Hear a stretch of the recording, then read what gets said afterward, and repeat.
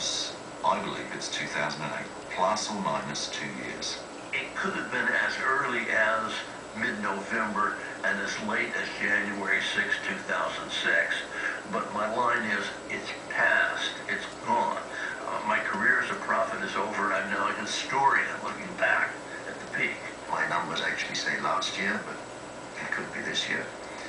And if you consider all categories of oil, including the tar sands and the deep water and so on, I think 210 would be a good estimate.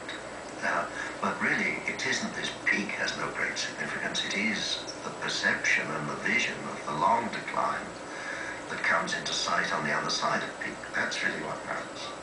We're dependent all of a sudden on rapidly shrinking supplies of ever more generally expensive oil. And that is the shock that's going to come to economies, and the shock that will force us to go to the alternatives as quickly as we can.